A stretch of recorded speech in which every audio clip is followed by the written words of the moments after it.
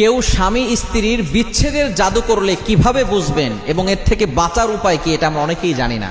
বর্তমানে অনেকেই black magic করে, কুফরি কালাম করে, এটা আবার অনেকে বিশ্বাস করে না। নবীজি সাল্লাল্লাহু আলাইহি সাল্লামকেও কিন্তু ব্ল্যাক ম্যাজিক করা হয়েছিল, কুফরি কালাম করা হয়েছিল।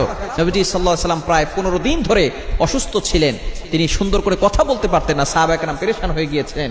আল্লাহ পাক রব্বুল আলামিন ফেরেশতাদের মাধ্যমে জানিয়ে দিয়েছেন, লাবিদ ইবনে আসাম ইহুদি, সে নবী সাল্লাল্লাহু আলাইহি সাল্লামের চুল মোবারক নিয়ে 11টা গিরা দিয়ে জাদু করেছিল। আল্লাহ পাক রব্বুল আলামিন শেষ পর্যন্ত 2টা সূরা নাজিল করেছেন, সূরা ফালাক নাস। 11টা আয়াত রয়েছে এখানে, এক একটি আয়াত পরে নবী সাল্লাল্লাহু আলাইহি সাল্লাম ফু দিয়েছেন, এক একটা গিরা খুলে গিয়েছে, শেষ পর্যন্ত নবী সাল্লাল্লাহু আলাইহি সাল্লাম সুস্থ হয়েছেন। সুতরাং স্বামী স্ত্রীর বিচ্ছেদের জাদু অনেকেই করে।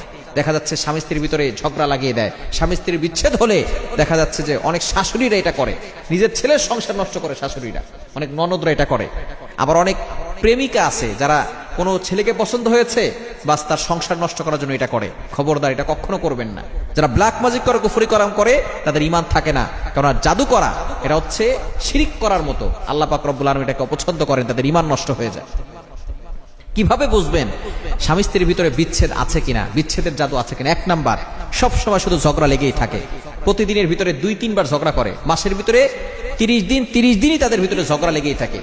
এই ঝগড়া যদি বেশি হয়, মনে করবেন যে ওই সংসারে বিচ্ছেদের জাদু করা আছে।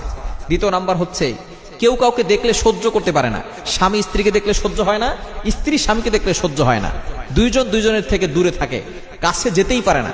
একজন আরেকজনকে দেখলেই সহ্য হয় না, একেবারে তাকে না দেখলেই কেমন যেন ভালো লাগে। এরকম যদি হয়, তাহলে মনে করবেন যে কেউ সম্পর্ক বিচ্ছেদের জাদু করেছে।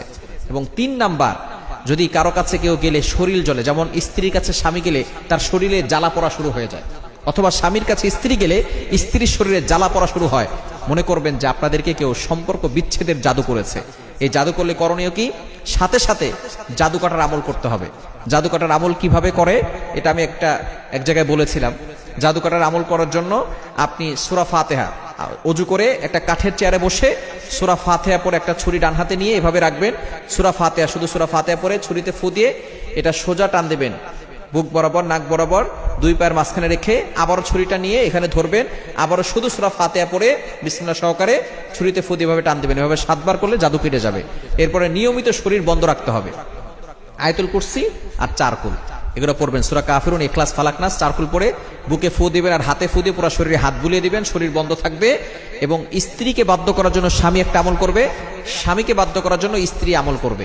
আমলটা হচ্ছে সূরা তাহার 39 নম্বর আয়াত, 39 নম্বর আয়াতের অংশ, ও আলকাইতু আলাইকা মাহাব্বাতাম মিন্নি, এতটুকু 21 বার করে পড়বে। স্বামী পড়লে স্ত্রী স্বামীর বাধ্য হবে, এবং স্ত্রী পড়লে স্বামী স্ত্রীর বাধ্য হবে। ইনশাআল্লাহ আমলগুলো করলে বিচ্ছেদের জাদু কেটে যাবে এবং সংসারে সুখ আসবে, শান্তি আসবে।